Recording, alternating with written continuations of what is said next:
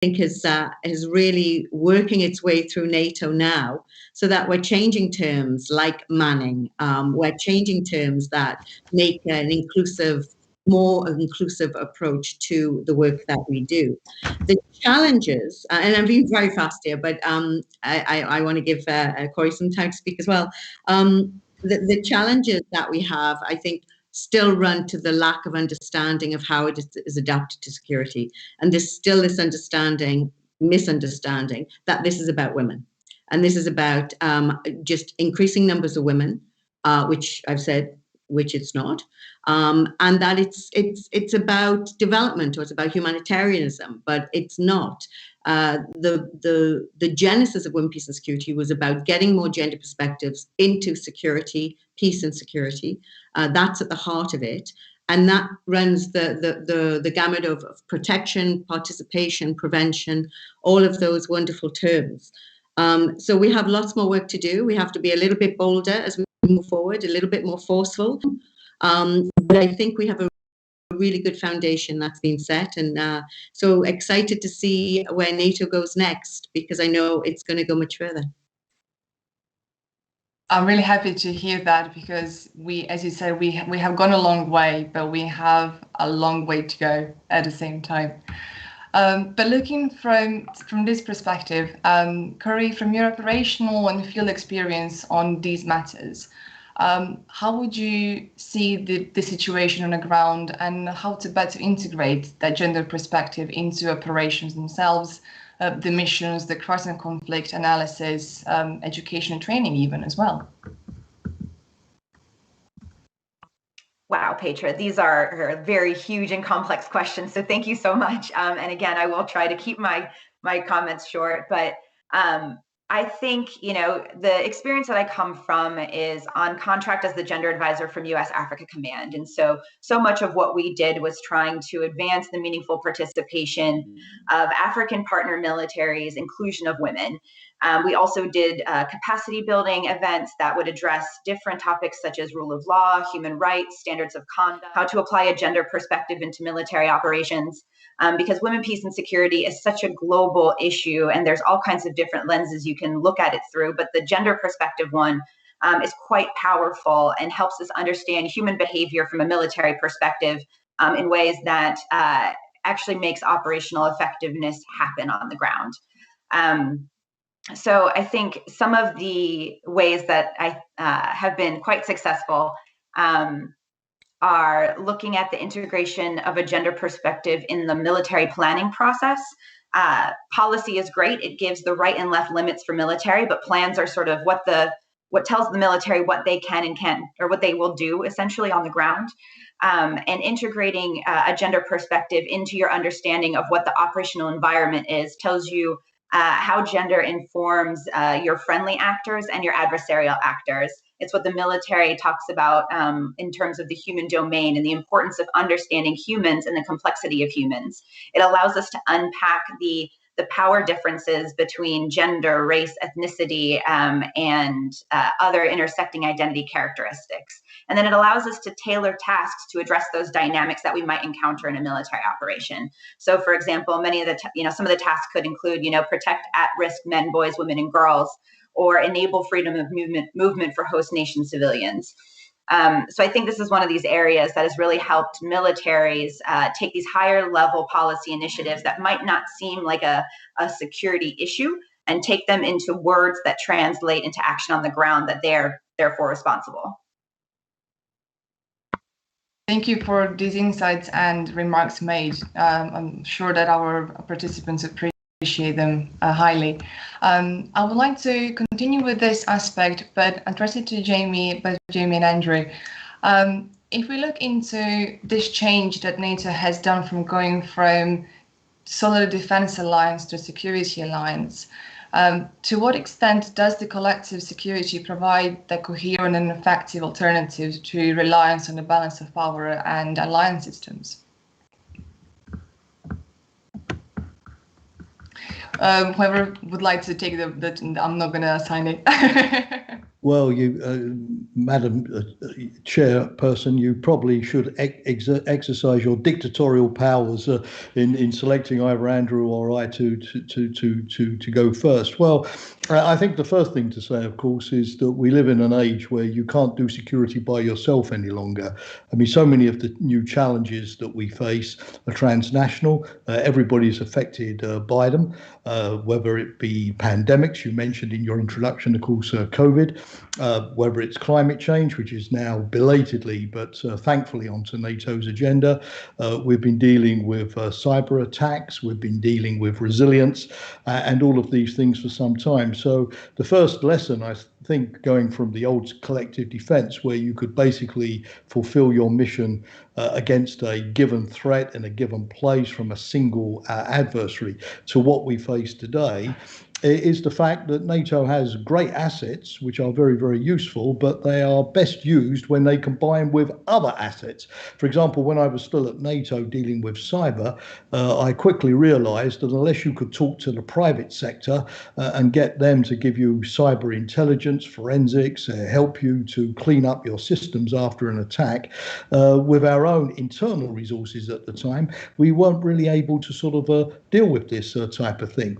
If we spoke, and Andrew is the expert on this, but we spoke about Afghanistan, it's clear that if the military can't work with the civil society NGO community that often have been on the ground longer than we have and know more about the place than we do, especially after we've arrived, if we can't work with the development agencies to secure jobs, to introduce governance in areas where governance doesn't exist, the military can stay there for several years, spend billions of dollars, lose thousands of soldiers killed tragically, and still be back at sort of, the point of departure at the very end. So I think your question is a very good one, and it simply means that NATO has to become a more attractive partner that others want to work with. And what Claire has been doing, particularly on the women, peace and security agenda, has certainly made NATO a much more connectable and attractive partner for a lot of other people. And we need to see how we can mesh our own sort of defense military instruments with those of others in a way that we can achieve something that's going to be self-sustaining and not simply collapse the moment the troops go home. So that would be my initial sort of thought on this issue, but I'll leave Andrew to say all of the good things that probably I should have said but forgot to say. But thank you for inviting me onto the panel this evening.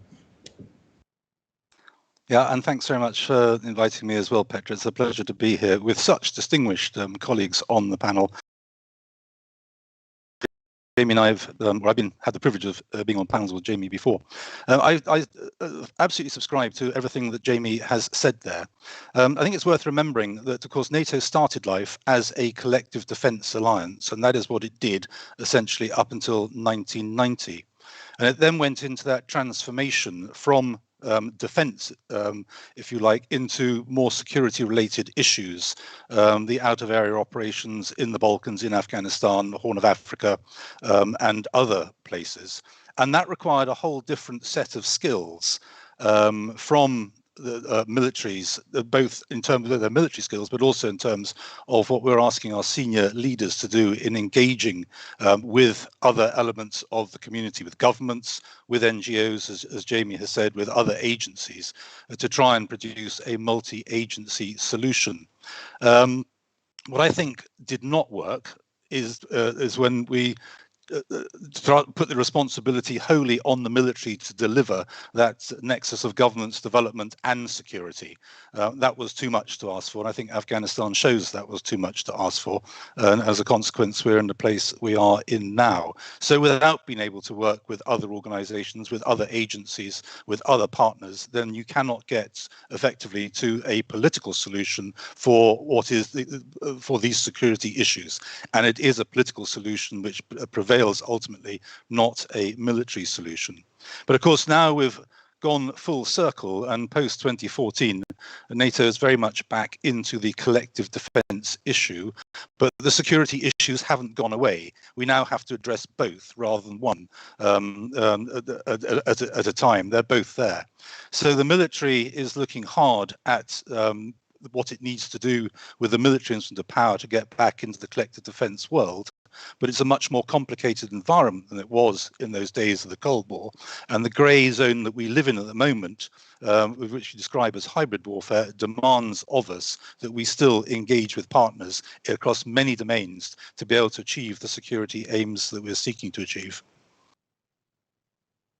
Wonderful. Thank you so much for the remarks. As you mentioned, the 360-degree approach is not just in terms of geography, it's essentially the holistic approach that we need to combine and push forward, essentially to make all our values and goals being heard and realized in the end of the day.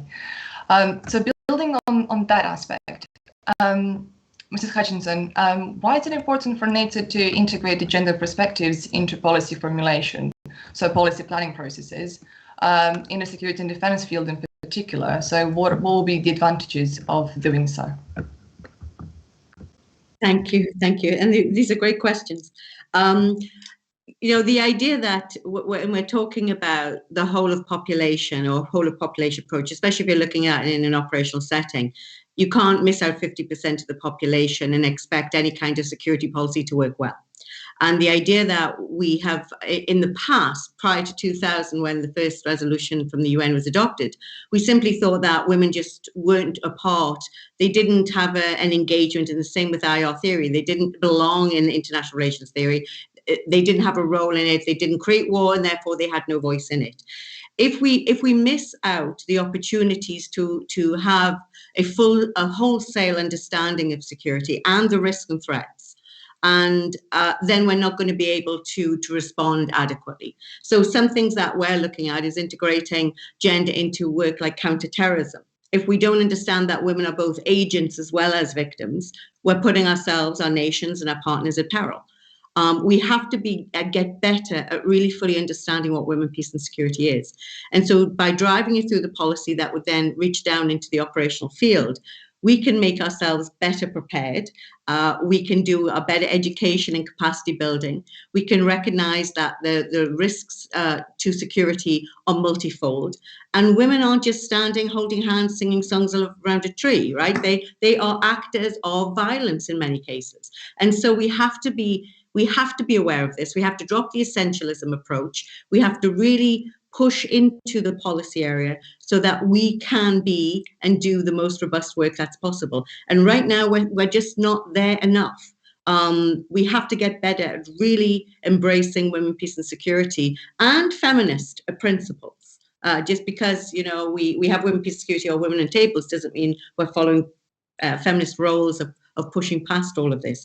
So we can't move forward if we don't recognize everyone has a role and everybody has to have a voice in the security and defense of our nations.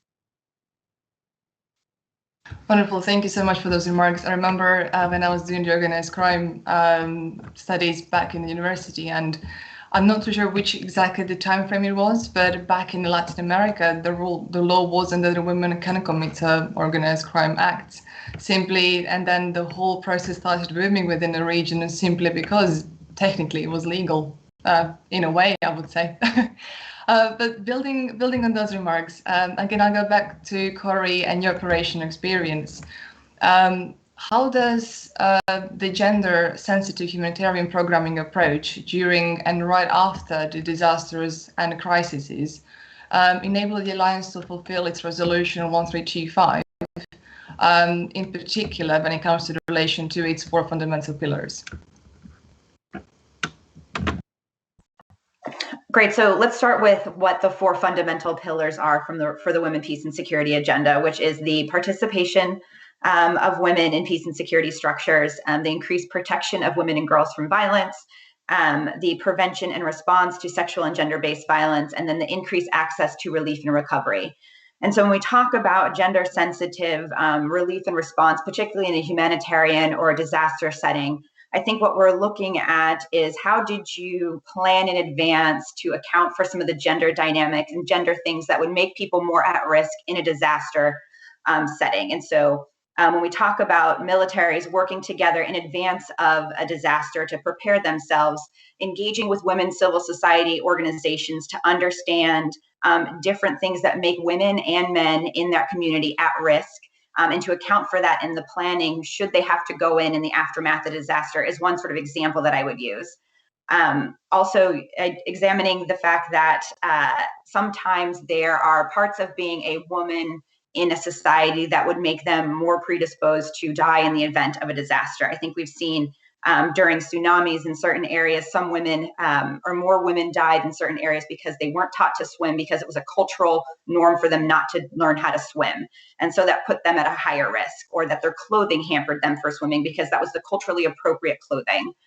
I think another preparedness aspect is working on with civil military coordination to ensure that you know how to refer somebody who is disclosed to you that they are a survivor of sexual or gender-based violence. How do you work with other international actors in the area as a military person in that place to make sure that you can connect that person to the right resources if you, as the military provider, are unable to do so.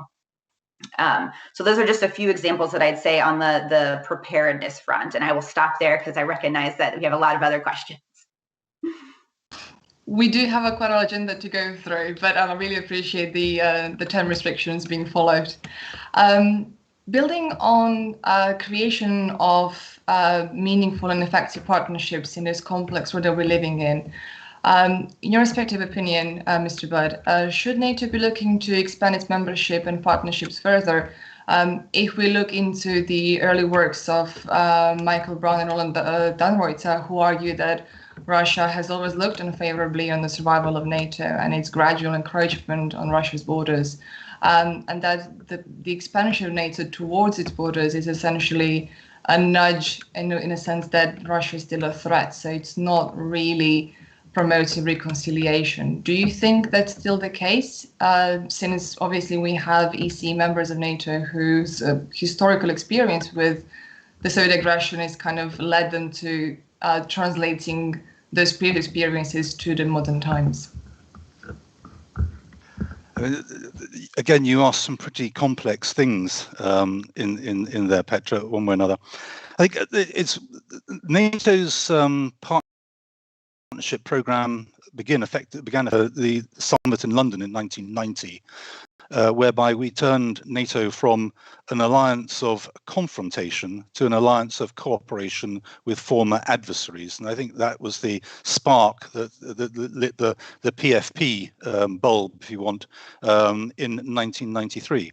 So the partnerships, the PFP sought to help those former communist Warsaw Pact countries to come into the world that we know, and we were able to teach them about democratic control of the armed forces, about the balance of investment in armed forces and security in terms of overall investment for a country, how to procure, how to organize, because all these are the things that had been done for them.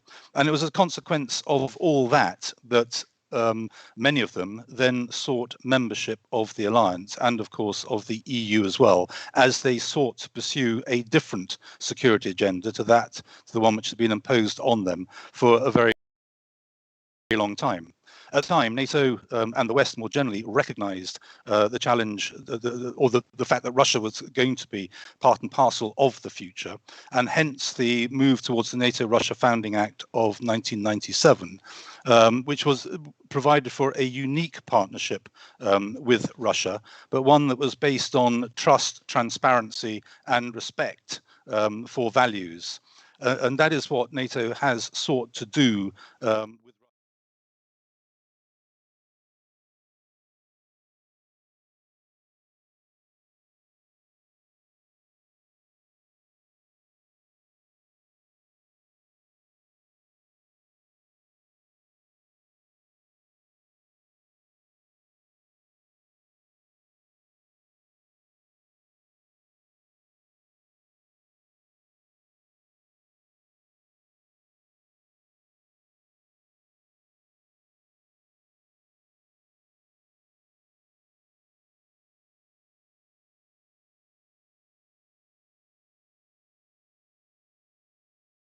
Afghanistan, and in terms also with not within the NATO construct, but certainly within the coalition construct. Japan and South Korea were both part of the post-conflict reconstruction in Iraq from 2003. So I think NATO has been pretty transparent in the way it has addressed partnerships, the way it has reached out to partners, and the way it has dealt with Russia. Everything has been done in that context. But nonetheless, you can understand, if you're looking at it from a Russian perspective, that you suddenly have these Western liberal democracy aims surrounding your territory. And if that is not how you wish to run your country, or the regimes you wish to impose upon your people, then you are bound to see that as a threat. But that should not stop NATO seeking what it wants to do in partnership terms. Well, thank you for your remarks. Respecting that Mr. Hutchinson has a personal responsibility to leave us in some 5 minutes, I would like to just ask a final question, but kind of merging the 3 questions in one, if that would be okay. So we talked about incorporating the feminist foreign policy into NATO, and what will be the key challenges of incorporating the feminist foreign policy will be facing, and how can we generally, us in this panel and later on in discussions, inspire or promote the collective political will for NATO to consider adopting the feminist foreign policy into its creation. And if you could just do a quick short remarks on encouraging our young professionals in the end of it who are interested in foreign policy, to encourage them possibly adapting a gender perspective in their own works, and then being an advocate in their big education, be it work scenarios to help us promote it further. One of my favorite questions, any question that has the word feminist in it. The biggest obstacle to getting feminist foreign policy into anywhere, and especially into NATO, is the word feminist. Because there's a lack of understanding of what the word feminist means, and which actually means just about equality, that women and men should be equal, have equal rights and equal opportunities. I think it's had a bad rap over the years because of the different schools, from radical feminism to socialist feminism to, different strands of theoretical feminism. But because it simply means equality, and because we've seen the traction starting with Sweden, Canada, my own country, that's adopted a feminist international foreign aid policy, and recently Mexico, one of the newest nations to adopt feminist foreign policy. I think the idea that it's simply just looking at how does a nation do that intergovernmental, cross-divisional approach.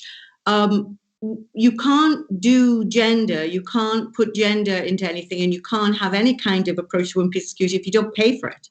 So the baseline of feminist foreign policy is making sure that you have gender budgeting, that you're funding from a gender analysis, that everything is funded because what you pay for means it's important, and that we could, and I do see us, I believe in NATO, we do. I say we have a feminist action plan, because we're putting gender equality principles into everything.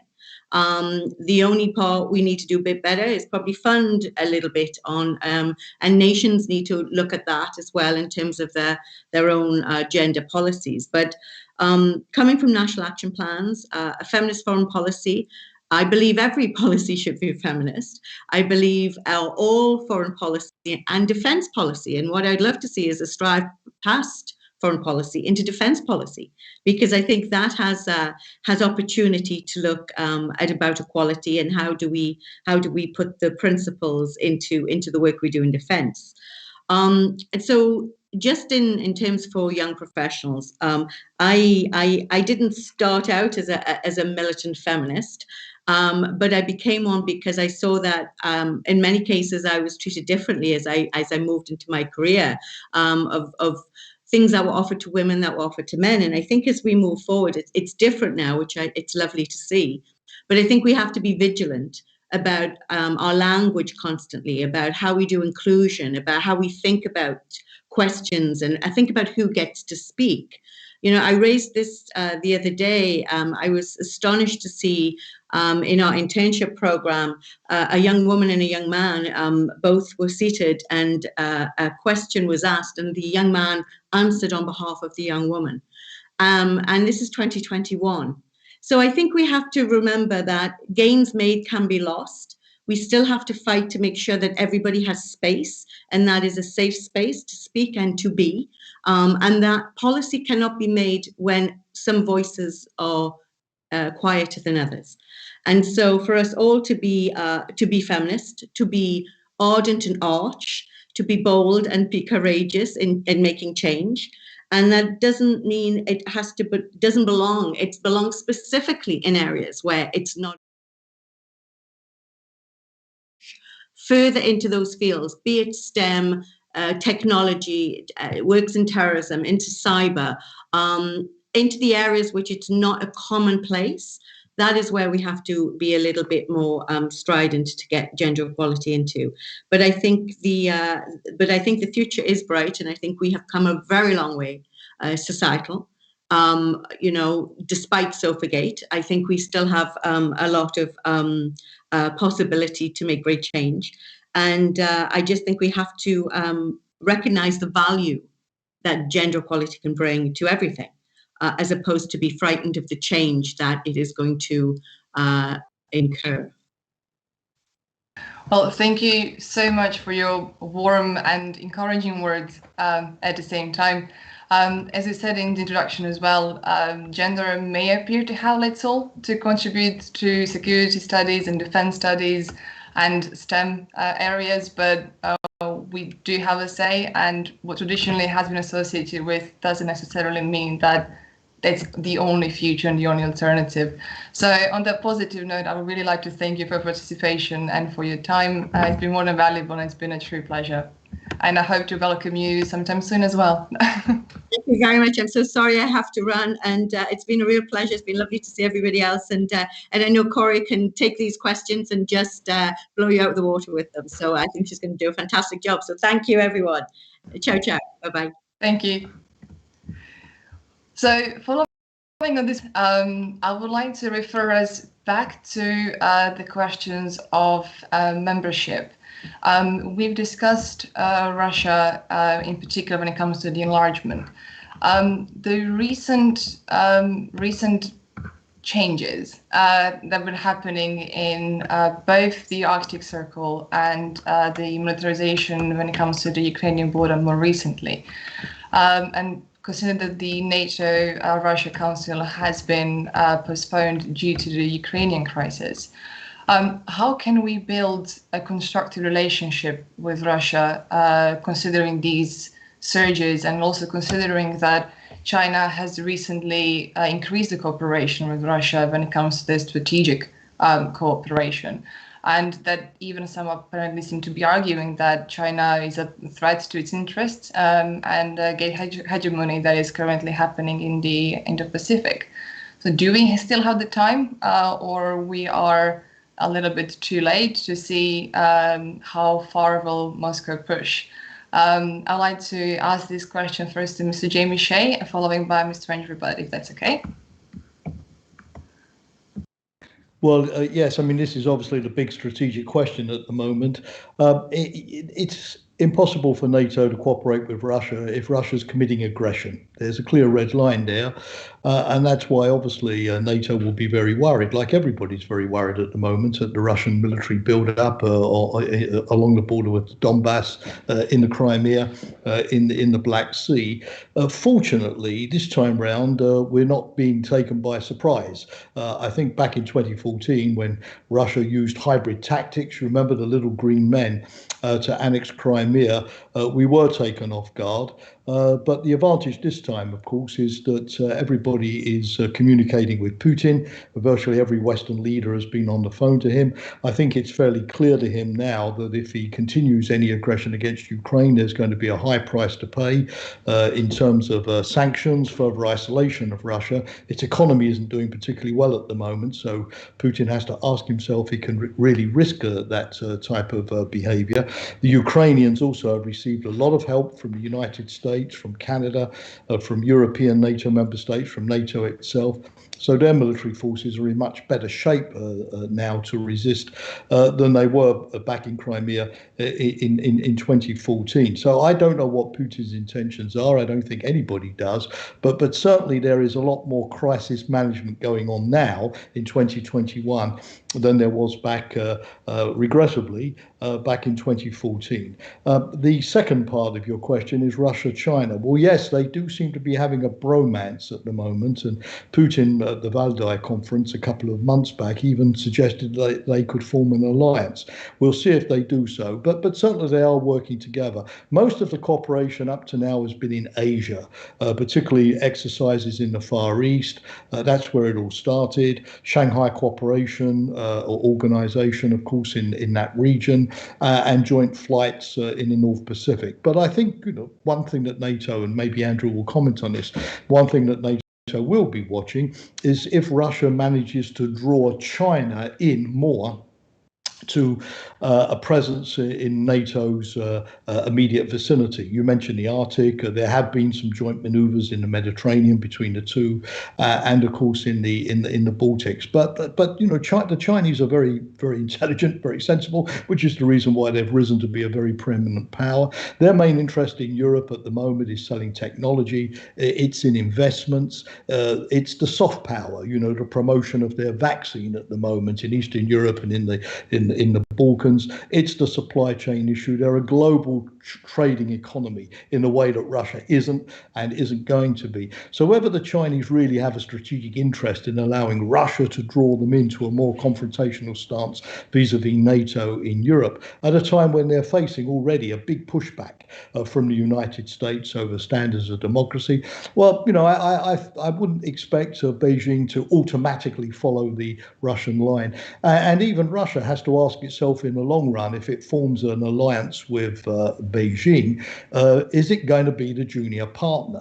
The last time the Russians did this was in 1950 in the Sino-Soviet alliance, when Mao Zedong's China was very much the junior partner at that time to Stalin's Russia. And Stalin made that very clear to Mao, which is the reason why by 1956 that alliance had collapsed. This time the ball is on the other foot. The Russians will be very, very, very much the junior partner to the Chinese, particularly when it comes to exploiting Russia's natural gas and energy resources. So I question, beyond the short-term tactical gain of poking an eye at the West, which they probably both enjoy doing, but I wonder if in the long-term strategic framework, this thing is going to last. But NATO, of course, has to keep an eye on it. So the interesting thing today is that NATO has to look at Russia, it has to look at China, which is very much on the NATO agenda, but there's now this triangular element in the sense that it also has to look at Russia and China together, which is why I think NATO's next strategic concept, which is announced for the end of this year, is going to be a very, very interesting exercise. I only wish I was still at NATO to participate in all of this, but age, unfortunately, puts an end to all of our ambitions. Wonderful. Thank you so much for the remarks. Mr. Ingerbert, would you like to take the floor as well? I think the first thing to say is 10 months' time, Jamie, then I'm aged out as well. So I'll be no longer part of this either. Jamie has illustrated quite well there the incredible complexity of these interrelationships, and there are other areas as well that one can look at in complexity. But addressing the Russia bit, I agree wholeheartedly with Jamie. You can't have a meaningful dialogue with someone who is pursuing aggression in the way that Russia is at all. And I can also confirm what Jamie has said there about NATO watching this very carefully indeed. As it happens, I coordinate the Crisis Management Task Force, as it's called. So I know that we are looking very closely at what is happening in and around Ukraine at the moment. I think it's also worth knowing that Russia has openly said that it considers NATO and the West to be an adversary. It has said it has no room for dialogue with the EU at the moment at all, based on the various sanctions that have happened over time, and not least those that were imposed after the Navalny issue. And also, recently, Lavrov has said for NATO it is either dialogue or defence, but you can't have both. So it is challenging the NATO dual track approach that we have, and clearly we're not going to neglect defence responsibilities to have a dialogue with Russia that is going to be very, very difficult indeed. So at the moment, no obvious opportunities arise, and I agree with Jamie as well. The notion of both having an interest in containing China, I just don't think comes into it.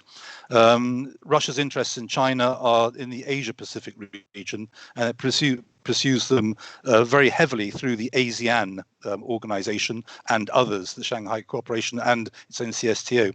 But these are organizations, of course, of countries that did not put any sanctions on Russia in the after the Crimea annexation in 2014, and therefore countries where it still has economic ties and also believes it can achieve security ties for that particular region, which is very important to it, whilst it has its problems with the West. And it is also interesting that Lavrov has pushed back in December last year on the Indian overtures for an Indo-Pacific region, not alliance, but grouping, on the basis sees is something that America is trying to pursue to both restrict it and China. So we are in a very complex world, we are a difficult world.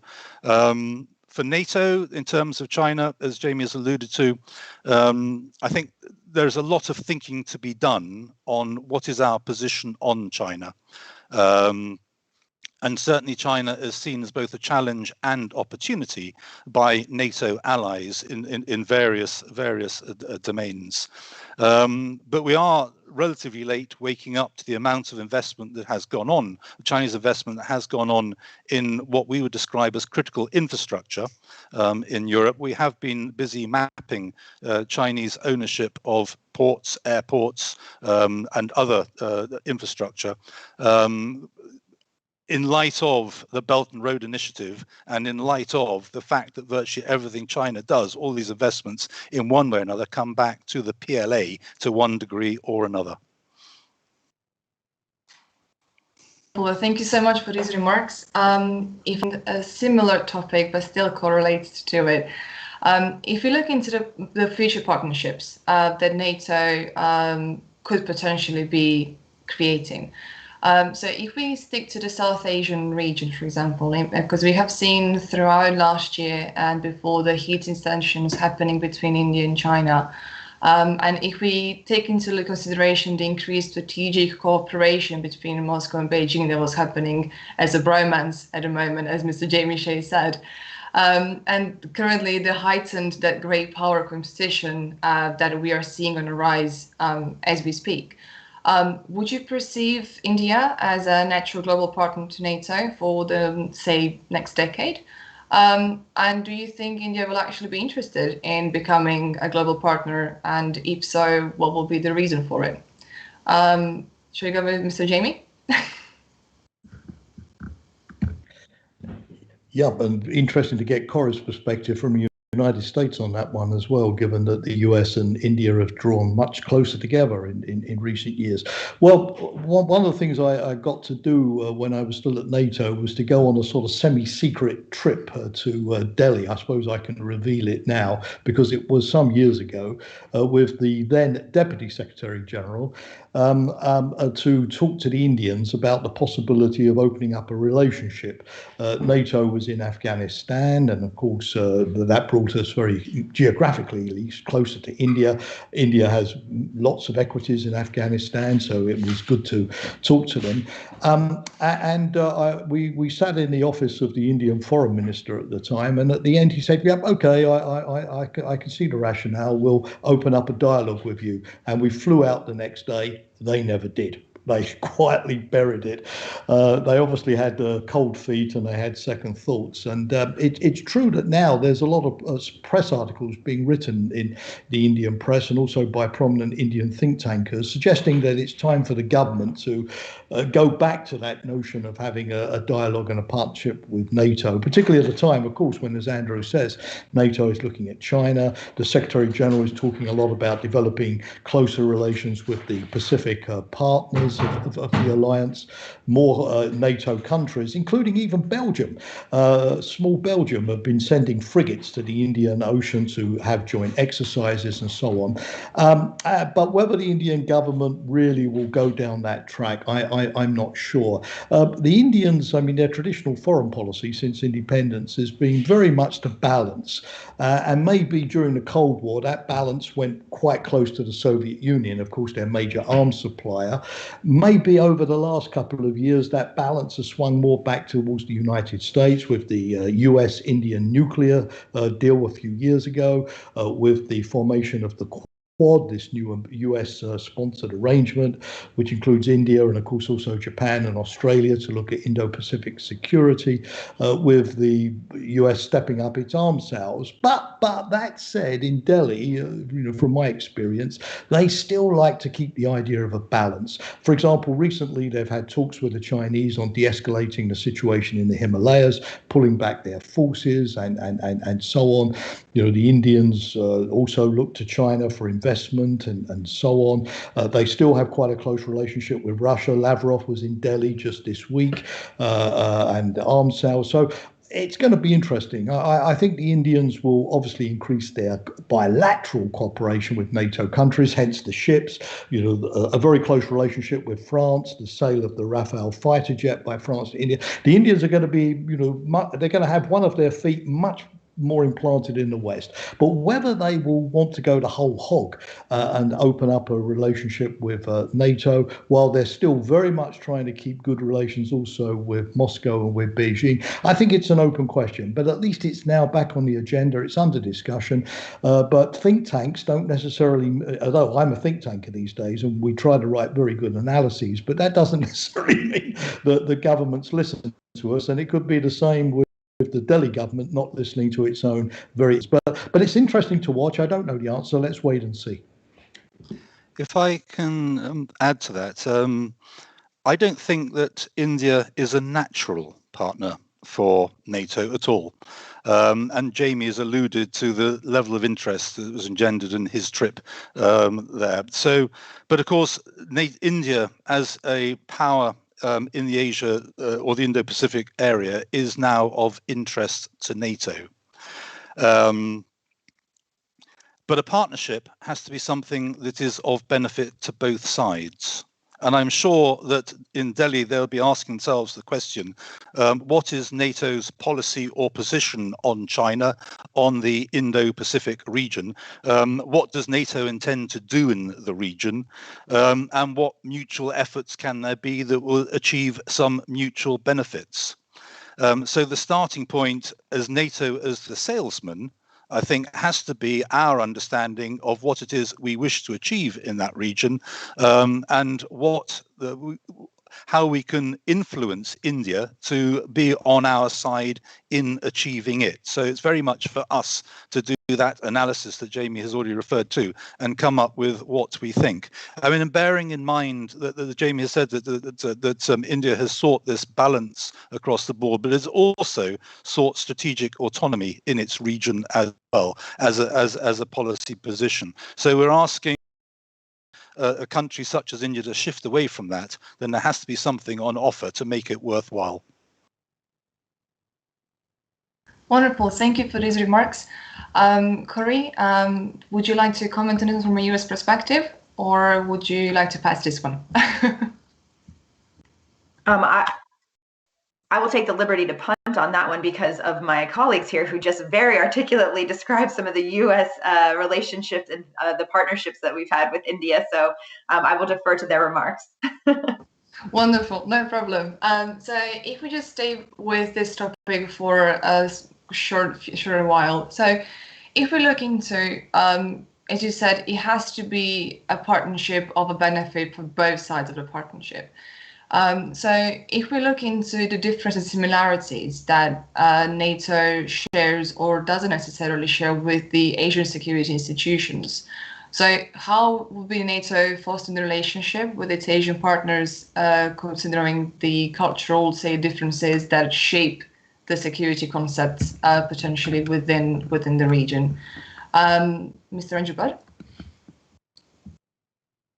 Yeah, I'm not going to be able to give you a very a terrific answer to that, certainly from the NATO perspective. Jamie may have more to say from the think tank perspective that he's in now. I come back to the point that our relationships with countries such as Japan, such as South Korea, and the attempted relationship with India going back were all based on thematic issues and not the grand strategic at the time. And if we're now looking at this through that grand strategic lens, then it really does, as I've just alluded to, come down to the point of what is it that NATO wants to do in that region, and therefore what can it offer? And bearing in mind the added complexity of this, of a number of NATO allies pursuing their own policies there. As Corey said, the American aims and policies we've already talked about, but the UK is about to launch a fairly major naval effort into the Indian Ocean, Pacific Ocean for up to 6 months, challenging the China's claims in the South China Sea. As Jamie has said, even Belgium has put a ship into that particular area. Now, these are not done as NATO. These are done as individual nations who happen to be allies pursuing their own aims and policies. So there has to be a hard policy discussion at NATO on all this to put this into an alliance context. And I'm not going to be involved in the strategic concept going forward this year either, but I think it'll be fascinating to see what comes out of that. What we can achieve when there are so many different opinions and national engagements with China amongst individual allies. And I say that against the background that the United Kingdom is the single biggest recipient of foreign direct investment from China in Europe, and Germany is the second largest recipient of foreign direct investment from China. So there's lots of interests at play as this goes forward, which is why it is such a challenge.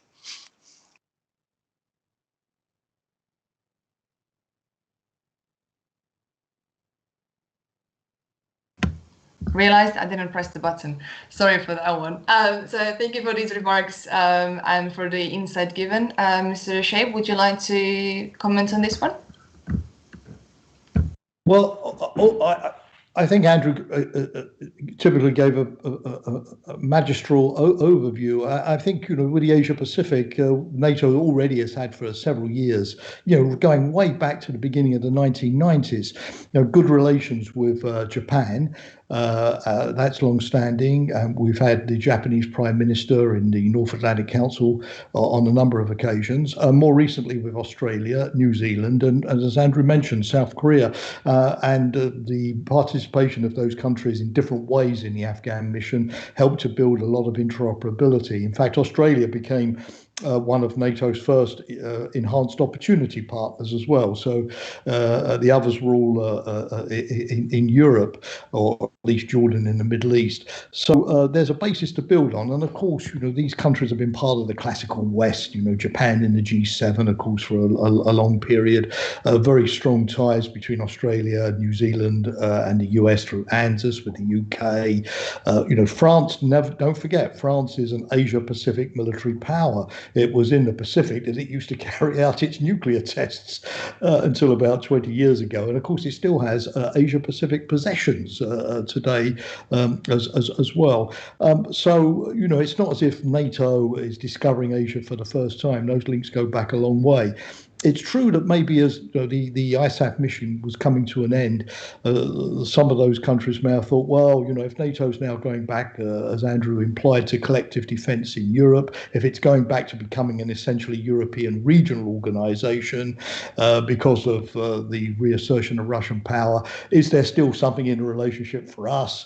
But now that NATO's put China on the agenda and emerging challenges like cyber, as well as terrorism, issues which, of course, as we know, confront the Asian countries just as much as they confront us.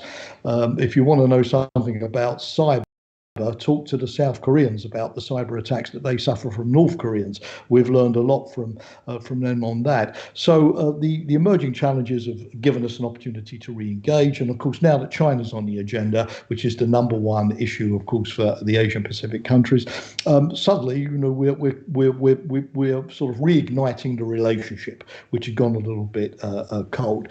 I think that for the time being, what these countries are going to sort of ask themselves is, will NATO play basically an intellectual role only in our region? In other words, will it be interested in really just swapping notes on cyber threats or on pandemics or on assessment of China?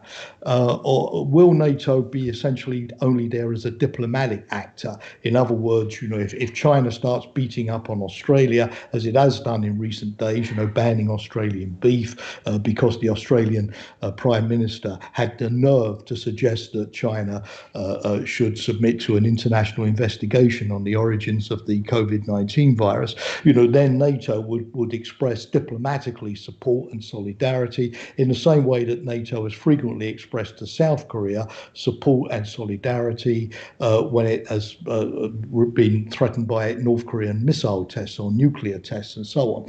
Or will NATO want to go beyond simply having an intellectual or a diplomatic role and actually start being a military actor in Asia-Pacific security? In other words, will there be a NATO rapid response force in the region? Will NATO open military liaison offices or bases? Will NATO, keep a certain number of ships, like the UK is suggesting it's going to do at Singapore, in the region on a permanent basis? Because that will change the equation entirely. Or will NATO basically only really deal with China, as Andrew was saying, when China is present in Europe in terms of the ports, the direct foreign investments? And I think one of the questions which the NATO strategic concept has to answer is NATO's interested in China when China comes to us? Or is NATO's interest in the Asia Pacific one that we're going to go there and play some kind of ongoing military security role because we recognize that's in our interest too? And I think the Asia countries are sort of sitting back at the moment because I think they want that big $64,000 question to be clarified. And then on that basis, they'll know just how far it's relevant and interesting for them to engage.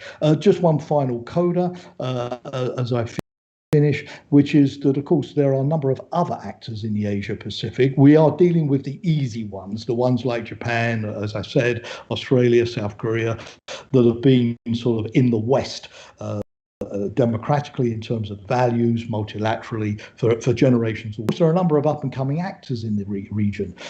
Should we have a dialogue with Taiwan, as the US is now doing, because it's a plucky little democracy being bullied by China at a time when we are all trying to defend democracy against the authoritarians? What about the world's largest Muslim country, Indonesia, which is, of course, also potentially a rising power? What about Malaysia? These countries, let alone, Vietnam, Cambodia, Laos, these countries are, we were talking about India earlier, are much more sensitive, much more delicate, much less obvious how we would approach them. And therefore, are we going to build a relationship with Asia around the obvious guys, or are we going to try also to have some kind of arrangement, structure or otherwise, with some of the rising stars of Asia who have not traditionally been associated with the West? Wonderful. Thank you both very much for this quite extensive answer to the question, but very timely one as well. As you've seen, there's a lot of potential rises and challenges and opportunities as well that will rise from the Asian side of the alliance. If I can just ask one more question in terms of the partnerships. So we've talked about India and many others. in your view, from where we are now, in terms of both NATO 2030 and our short and long-term goals as the alliance, which states would you consider being a valuable contribution to the alliance, and in order to achieve exactly those long and short-term goals? Mr. Budd? Sorry, are we talking in terms of partnership or in terms of membership there, Petra? I think we can talk about both in this one, but I think partnerships will be more likely at this stage, in my view. But we can talk about both. Yeah. I think in terms of partnerships, you can never say you're maxed out, but we are bearing a pretty heavy load in the partnership world, with the PFP program still going on, the ICI program still going on, the dialogue program still going on, the partners across the globe still going on. In most of those, we are in the defence capacity building arena with them still. And of course, we have adopted a policy of, with our partnerships, to enable help our partners build up their defence and security institutions to the point where they can cope with problems themselves, so that we don't have to commit forces on a large scale, as we have done in the Balkans and in Afghanistan as we go forward. So lots of efforts all the way from the governmental level down to the tactical level, engaging with partners on a vast plethora of programs that are available to them, with teams going to them going to countries, the NATO schools, the NATO Defence College in Rome, and others working incredibly hard to achieve this. So if we're going to go for future partnerships, it is, what are they for? And if we're coming back down to the really grand strategic, then we've talked about China and the Far East and where we may go on that. So I doubt we'll be looking much further than that. In terms of membership, we're almost maxed out as well. I mean, Article 10 of the Washington Treaty talks about countries in Europe that meet our values, etc., as being able to join the alliance. And Finland and Sweden clearly don't want to at the moment. So that leaves almost just Georgia and Ukraine, both of whom we said at the 2008 Bucharest summit would become members of NATO at some point in the future, and both are at various stages of preparation to do so, and Bosnia-Herzegovina. Serbia is still a bit of an outlier there, and the notion of the Balkan countries becoming allies was certainly part of American policy, as the final tidying up of the post Second World War boundaries in Europe, one way or another, once the Cold War was over, and equally once Yugoslavia as a country had collapsed. So it is difficult to give anything in any way precision on that as well. And again, once again, no doubt, I mean, the policy is that the door remains open for countries to come in. But I say there aren't that many out there who could now come in. I don't know if Jamie has a different view on that, or a different, or at all.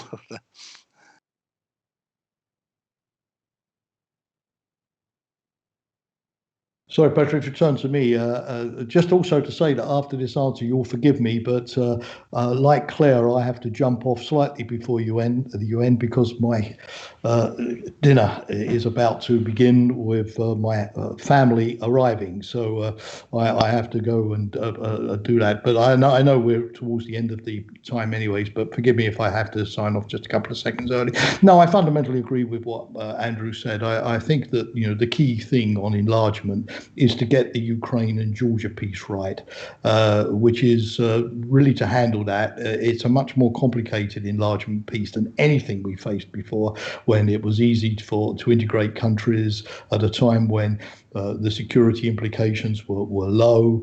when they were comparatively well ready to join the alliance. We're defending them also because their territory was contiguous to NATO territory, was comparatively easy as well. Georgia and Ukraine are key, because if we get that right, it's not only going to help them and defend them, we're also going to defend ourselves in the process by having them in the alliance, and it will be part of our ability to constrain, contain, but also cooperate with Russia over the longer run. And so that's going to be, to my mind, the end of the NATO enlargement process, because I agree with Andrew, given the limitations of the treaty and the limitations of candidates. Switzerland doesn't want to join the alliance, neither does Austria, neither does the Irish Republic. That will be the end of the story. But getting the story ended and completed with this final enlargement to Georgia and Ukraine will be the most delicate and the most difficult. And to some degree, if we get that right, historically, it will validate retroactively the entire process of NATO enlargement. But if we get it wrong historically, it could put a big question mark over a lot of that process. And it's going to take time, but we need to keep the momentum going. The other thing I would say, when you talk about sort of partnerships in the love aspect, you talk about new loves and new partners, but sometimes you talk about, revitalizing old loves and old partners. And Andrew mentioned Sweden and Finland, and they are super partners of NATO, and they contribute to NATO in a way that allies alone do, even if they don't want to join. But we shouldn't, because we've had this wonderful partnership with those two Nordic countries over the last few years, we shouldn't sort of forget, others who were very enthusiastic partners in the early days, but maybe have gone a bit cold as they've seen NATO focus so much on Finland and Sweden. The Swiss, the Austrians, the Irish. I mean, Malta was in the partnership, no more. And those countries, have a lot to contribute, particularly the Swiss, in terms of cyber, in terms of humanitarian law, the protection of civilians and so on. So sometimes we also should try, to look at how we can revitalize some of these formats. Andrew mentioned, the Mediterranean dialogue. It's not been very dynamic. The Istanbul Cooperation Initiative, it's not been very dynamic. So, let's look a little bit. I mean, Saudi Arabia was a country which one minute was going to join the Istanbul Cooperation Initiative. It never did. So, NATO should pay as much attention to keeping old partnerships, like old love affairs, energized and vital, and not always just look upon it in terms of, picking up new lovers or new partners, because, our strategic interest sometimes is just keeping the existing relationship together. One final word concerns the African countries. I mean, some of the key partners in terms of Western security currently in North Africa, they're in the Sahel, they're in Libya, Egypt, Tunisia, the one successful country to emerge from the Arab Spring.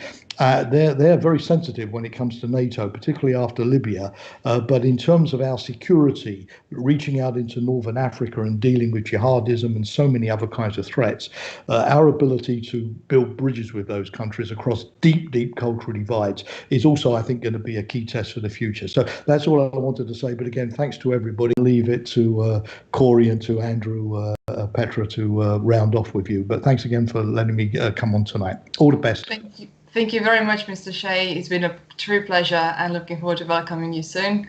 And have a nice dinner. So to wrap up the whole panel, as we are now, I would like to refer it back to Corey, since we are on these operational objectives.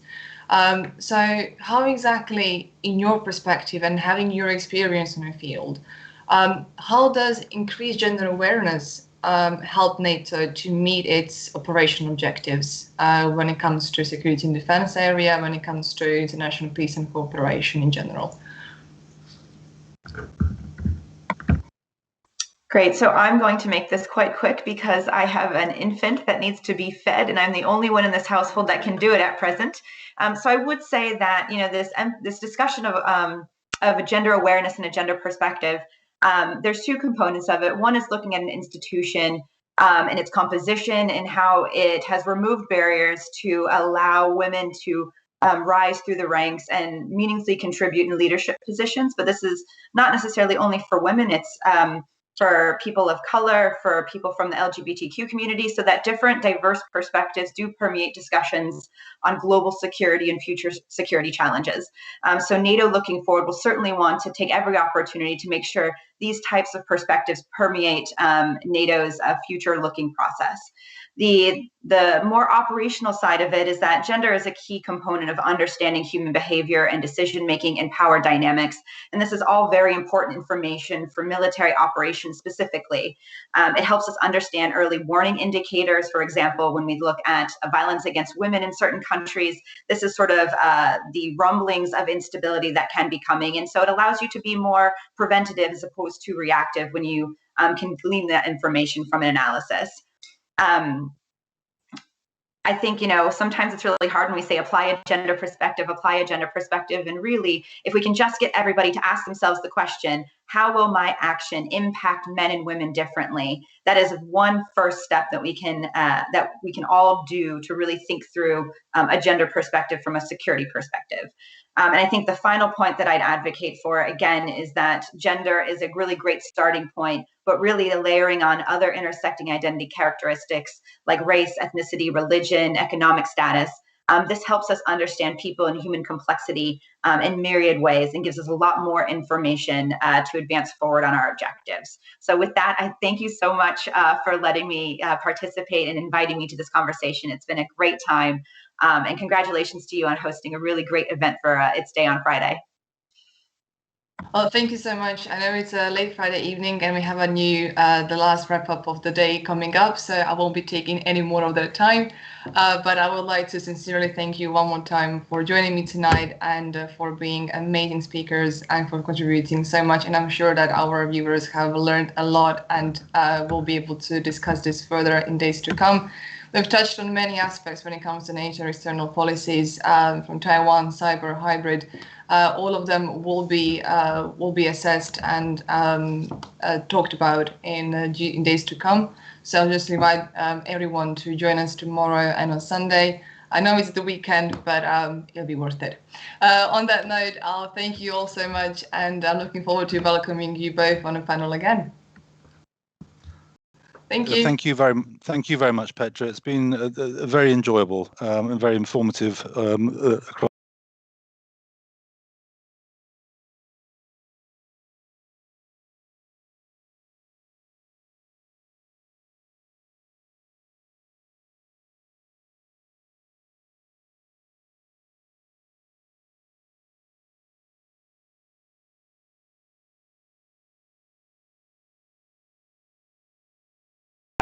This might be good.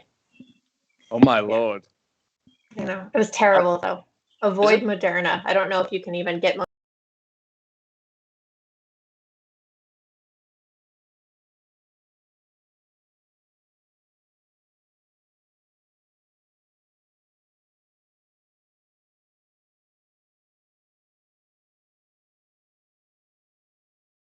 here. But I would like you to think, imagine that we actually would have been at a physical conference. Though shout out to Joffrey and his team for doing this absolutely fantastic job with an online event. I've had a lot of fun watching today. But again, imagine that we're actually physical and that we're now on stage having like one of those high tables, and it's just 4 of us having a drink together. So already cheers to that, because something that we might have not mentioned enough yet today. Sure, we are celebrating the 72nd anniversary of NATO, as the Deputy Secretary General mentioned a couple times in his keynote. But to me, more importantly so, we're also celebrating the 2nd anniversary of the Atlantic Forum. And that's basically what this, well, I wouldn't want to even call it a panel, this sort of social gathering is all about. Oh, look at that. We actually are now at a, well, there's not a high table. It does look very nice in the nature. Igor, why are you backbenching this? Backbenching? What? Well, on my screen, you are now at the last row. Oh. All right. I have no clue what's going on there. Anyway, this has nothing to do with me already being drinking, because this is 100% 0%. But I do want to invite you to actually grab a drink if you have one, or a glass, or whatever you have close to you. And join me for a little cheers to both this conference team, which is doing a marvelous job, but again, also at our 2nd anniversary. And pinky promise that when we actually do get back to physical conferences, there may or may not be a birthday cake included next time. Right. How I imagine doing this is that I wanted to reflect a bit on, well, obviously the Atlantic Forum and how we think that we're, and I like to think that we're doing a good job of that, how we think that we're amplifying the voice of young professionals. And with that, I have 3 of my friends here at Atlantic Forum, 3 absolutely fantastic people who have been doing a great job with the Atlantic Forum, I think. Igor, of course, the co-founder, with who I want to talk a bit about our past. And then with Marie, about the present. Marie has been our community manager now for a good half a year, maybe slightly longer. Yes, that's right. So she clearly has a great idea of what's going on a daily basis with our community. And then Lisa has joined the team earlier this year, picking up on marvelous 2 wonderful projects that we'll delve into a bit more. But first, Igor, to you. What were you doing 2 years ago? Phew.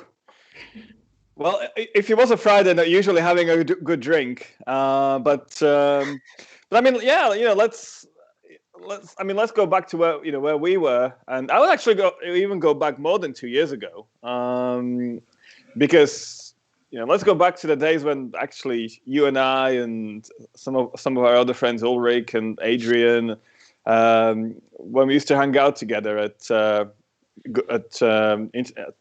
conferences, whether it was Globsec, the Riga conference, Stratcom conference, and really where we met a lot of fascinating young people who really were engaged in transatlantic issues, or certainly young professionals who were focusing on transatlantic issues, but didn't necessarily have the platform for them all to meet. And they were all meeting at different places once in a while, but there was not sort of maybe a joint community where they could all come together. And we had after that, obviously we tried our hands at doing that together in YATA, and then back in 2000, 2 years ago, we decided to set up the Atlantic Forum. And actually, I remember one Saturday we spent together, a very rainy Saturday in Brussels, where we got a lot of food, where we sat in a conference room in the center of Brussels, got plenty of food, pizza, also beer, I think, later on. And we actually discussed, what are we realistically going to do? What is it that we actually want to do? I mean, we are here interested in NATO, interested in supporting transatlanticism. So what are we actually going to do about it? And I guess, for me, there were 2 parts of that.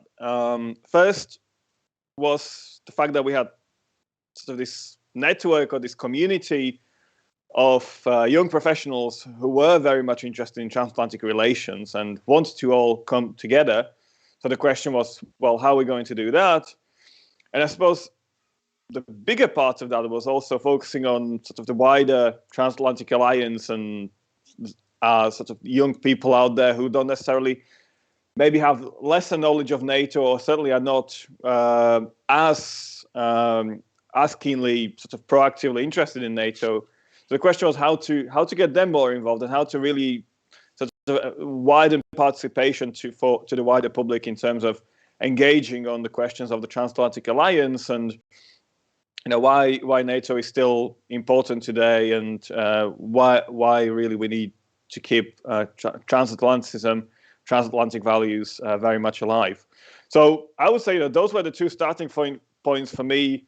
On that cold, rainy Saturday in miserable Brussels, and I think it's something that we really, I dare say, we have really managed to build on from then. I remember all these walls covered with sticky notes that we had about things we could do together, from high school programs to online and public events, engaging young politicians, engaging experts, getting more young people involved, rather than sort of I would say, have more Zoomers rather than boomers in conference discussions.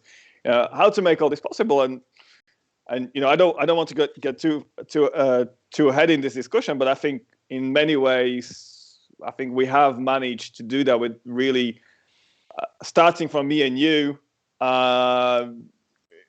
two miserable old gits, to getting actually a really great group of people like Marie, people like Lisa on board to really be engaged and really work, build a community and a sense of community actually, to, I would say, not even just to explain why transatlanticism or the sort of values that bind us together are relevant, but actually to sort of create a community where they can flourish.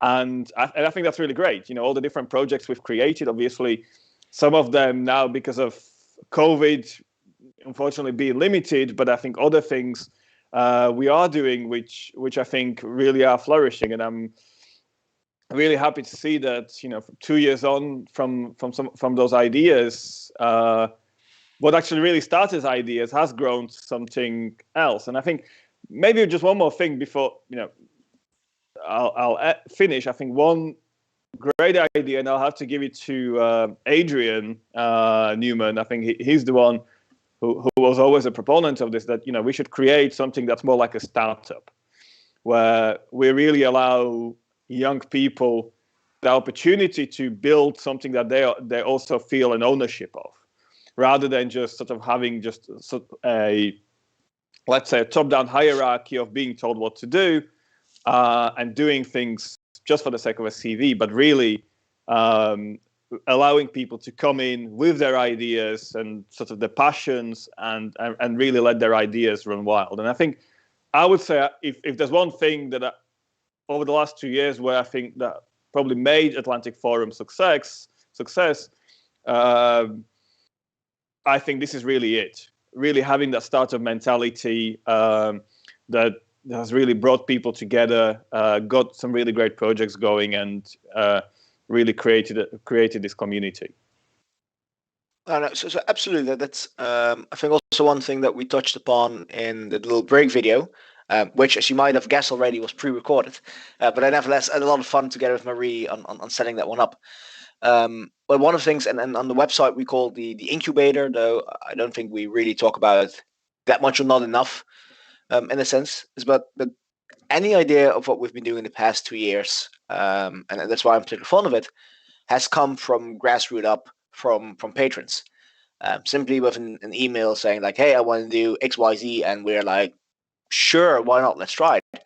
And having this startup mentality, I think, is wonderful. That for us, it doesn't really matter if 1 or 2 projects then, I know, lead dry. I mean, of course, ideally I would want everything to succeed, but if it doesn't work now, it's fine. We'll put it on the shelf and sure, let's try again a year or 2 from now. And then now, of course, with COVID, that also plays a role in that quite a few of these things are benched because you can engage online, and I think it has brought us a lot of wonderful things. And even this conference, I don't know if the amount of people that we're reaching now, would we have been able to gather them all in a hotel in Brussels? Probably not. So there's also advantages of doing everything online. But things like a high school program, you really want to have that being done physically. But yeah, looking back, I think we managed to get quite far from what we call the 2 guys in a Twitter account. And here's one anecdotal that I want to share with you guys. And we were laughing about it before the video went live. At least I think we did. Not sure if we were live at that moment.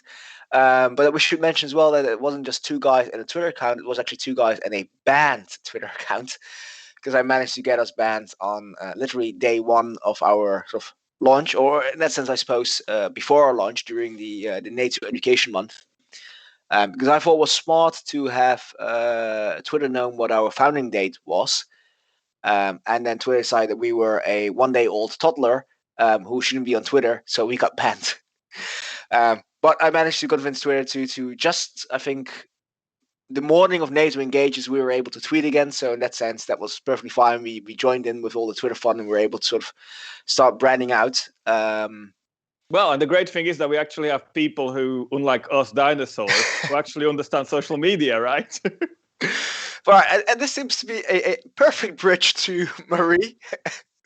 as one of the two community managers or an assistant communication officer, um, among other things, being in charge of how we communicate and not just the actual, Twitter. I mean, sure, you do it as well, and I do it as well, but more so also the thought behind how do you as an organization engage with young people.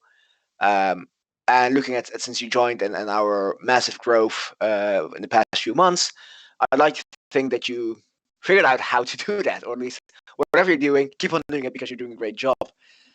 So Marie, over to you. Can you tell us a bit more about that? Yeah, sure, John. Thank you very much. So just to have connection to dinosaurs and all of these things. So yeah, I joined Atlantic Forum in November 2020, and it was adventure from the beginning. So I can say that what just Igor said, that you didn't know what where you are leading and what you will there, and won't really do. I think you did it. You did a related community of people with the same mentality, and I'm so glad that I could join you.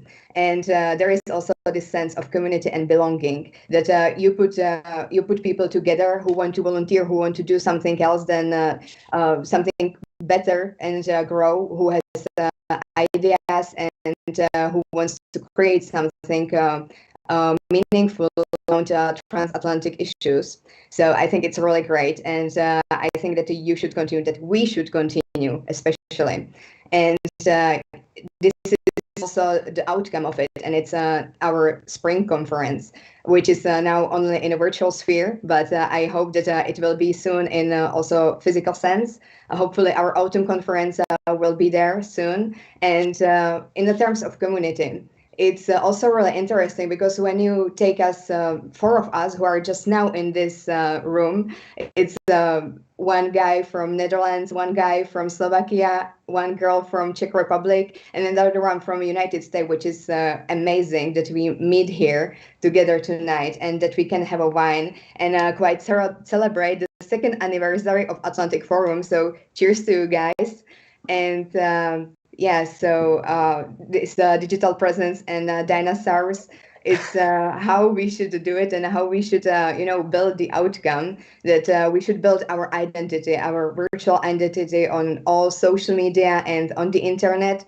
And I think we do a great job, especially during the pandemic, because our office was more or less always virtual, even though we had in the past some physical conferences, but our connection is virtual. So we were quite prepared for the pandemic, how connect with each other, how to do networking and these kind of things. So it's wonderful, and I really like that idea of Atlantic Forum, and that young people can meet with high-level speakers, like for example today, and that we can also put our voices loud and guess what is the issue, and how put them some innovative ideas to what NATO should look like, because we all are NATO, hashtag we all are NATO, as you said already in a video. Yes, so thank you for Atlantic Forum. Right, so to address, I mean, what actually is this panel pub gathering, whatever it is, otherwise maybe the conference chair gets angry with me. We like to think that Atlantic Forum is able to amplify voices of young professionals, and again, I think this conference is a great example of that, where we, rather than having young people in the audience, of young people just sort of being a token youth and checking the box like, look, we had youth presence, are I would say the dominating player in this conference, even with the high level speakers, which I'm actually truly honored that they've accepted the invitation. I think that's wonderful, but I also see this sort of hungriness from their side that they actually like this type of engagement where young people actively contribute in the discussion. And I think NATO has proven that already through the NATO 2030 Young Leaders, which I'm quite happy that have also now joined the Atlantic Forum. But we also have other activities, I think, that really talk about amplifying your voices. So we have Atlantica, we have Our Views, we have the NATO 2030 series of our own now, which is completely young professionals. Connor's Pub, which is sort of, again, well, basically this kind of setting that we're doing now as well, but then on the topic. So Marie, could you talk a bit more about sort of these kind of activities and how young people can, well, use that to sort of have a stepping stone, if you will?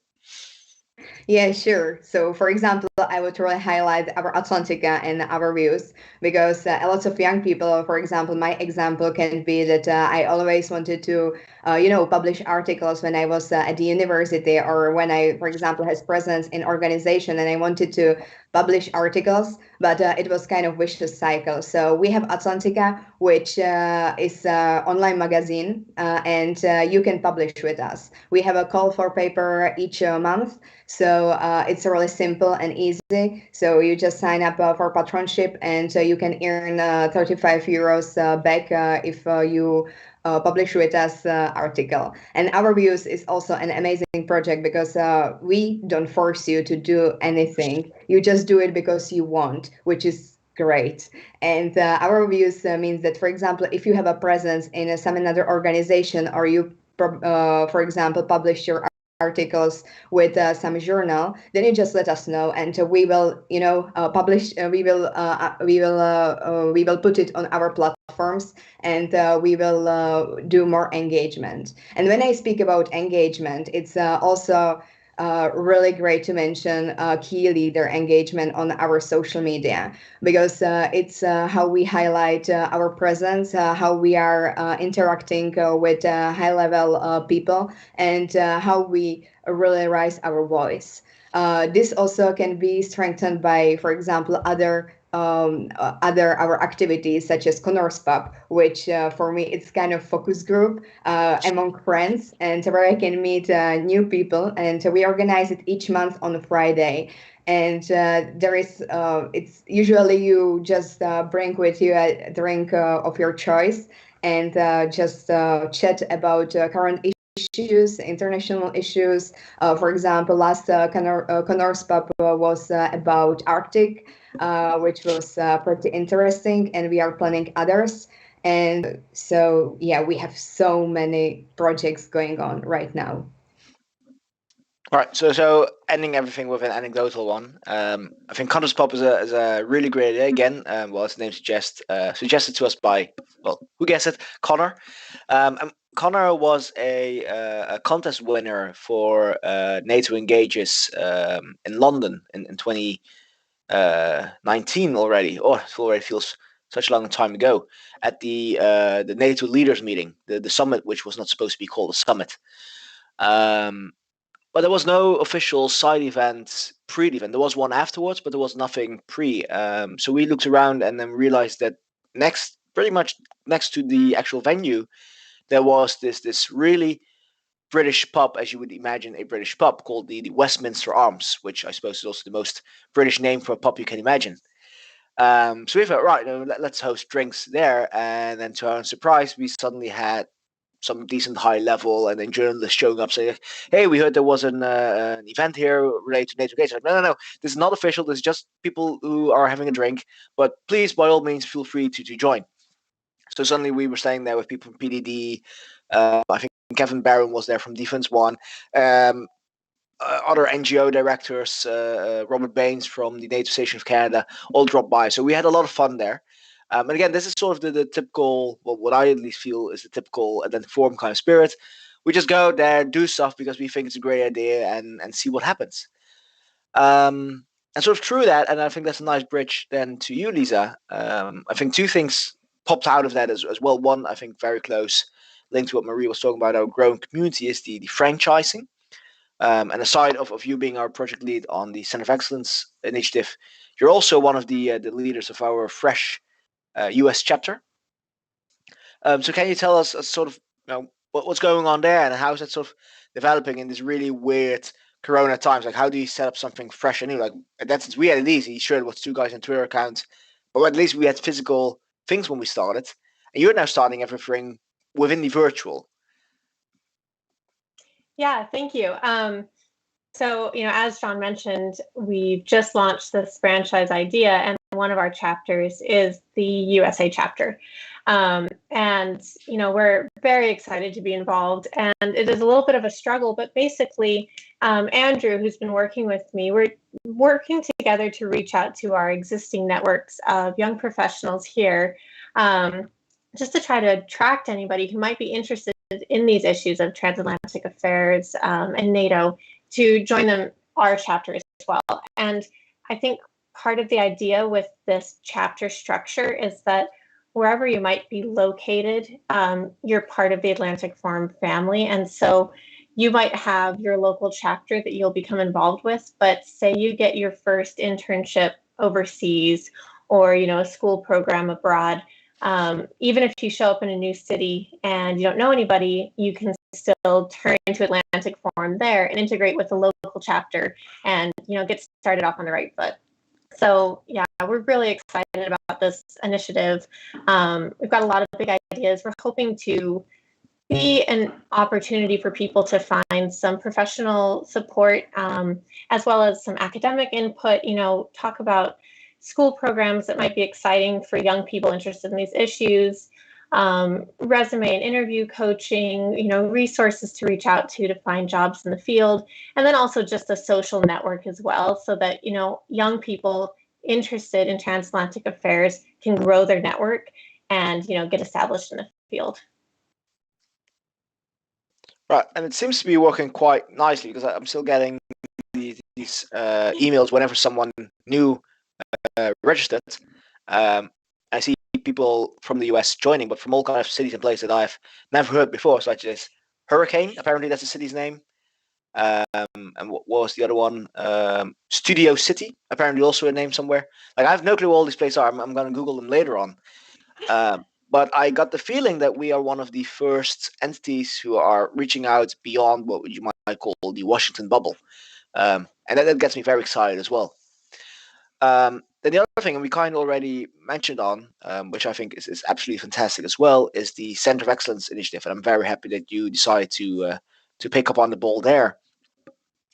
Now, this idea actually is a bit of YATA legacy, sort of the last YATA event that I actively involved myself with was on the side of NATO's Future, which is, I think, an excellent event organized by YATA Germany.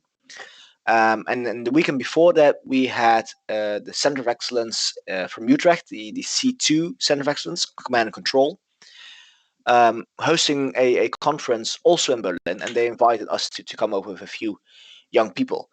Now, this is rather technical stuff, so you kind of want to have people involved there that sort of know what it's on about, but at the same time, it's also something that you want young people to be able to learn about and say, like, oh, is this also something that NATO is doing? So building forward on that experience, we reached out a bit, went to the COE markets organized by ACT, and then fast forward, we got to you, Lisa. So what's going on there now? Yeah, so this is a very exciting opportunity that's available to our patrons, which is this chance to be involved with these COEs. Right now, there's 27 of them, and they all generally specialize in a functional area or as a subject matter expert. They provide trainings and conferences and seminars. So the idea of the COE Engagement Initiative is to try to build a bridge between these resources and opportunities and the capable young professionals we have in our network. So we already have some exciting opportunities coming up. I'm sure many of you have seen the recent post promoting the offer from the Stability Policing COE in Italy, which has invited up to 2 Atlantic Forum patrons to participate in the virtual Introduction to Stability Policing for Leaders course. So we're excited about this because this course isn't normally open to young professionals. So this is a unique opportunity just for Atlantic Forum patrons. And there is an essay competition if you'd like to be considered. And I believe the deadline is Sunday. So if you are interested in this, do submit your essay so we can have you considered for the course. And then also another opportunity coming down the pipeline is a chance for Atlantic Forum to contribute a few patrons to join the NATO Center of Excellence Directors Conference this fall. We're still finalizing details before we start promoting, but it's very exciting that the COEs recognize the value of collaboration and input from our young professionals. And we're incredibly excited to be able to extend this to our patrons.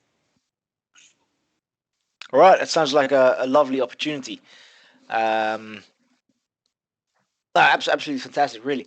I now see, now that it's already 20 on 30. Now, we did start a little bit late, but I don't want to stretch it too much. And depending on which time zone you are, if you are one of sort of more on the eastern side of Europe of our patrons, but I imagine at one point you're like, right, John, just stop talking. I want to go to bed or something, which I don't blame you for at all. That sort of is the downside of these e-conferences. We don't have this after party spirit going on, which is probably the one thing I miss most about all our activities in the past.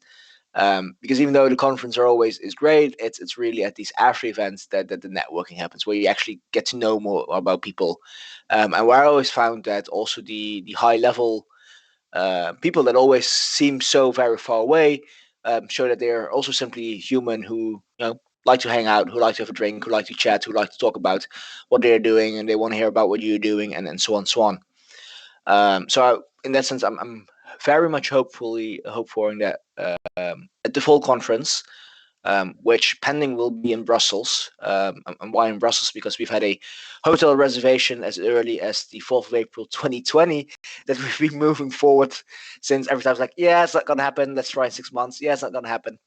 So we moved to October. We moved it back to April this year, and now we're moving again to October 2021. It's called loyalty, mate. What? It's called loyalty. Well, I mean, of course, we're very brand loyal, and the hotel is really nice to us as well for allowing this. So yeah, hopefully we'll see one another again in October physically. For now, I'm wishing everyone a brilliant night. Looking forward to have you with us again tomorrow and the day after. I think Geoffrey and his team, as I mentioned before, has done a marvelous job of lining up high-level speakers and young professionals. So have a look at our agenda for tomorrow. And with that, I'm gonna end it. Oh, and one more thing, I am gonna post a picture of the screen that I'm seeing. So in case you're wondering, like, what the hell is John on about with his kind of Igor backbenching nature video thing? This is not something I'm imagining. I'll post it later on. And with that, everyone, have a very good night, and see you tomorrow. Thanks, John. Thanks, everyone. Have a nice evening. Thank you. Have a nice Cheers. evening. Thank you. Cheers.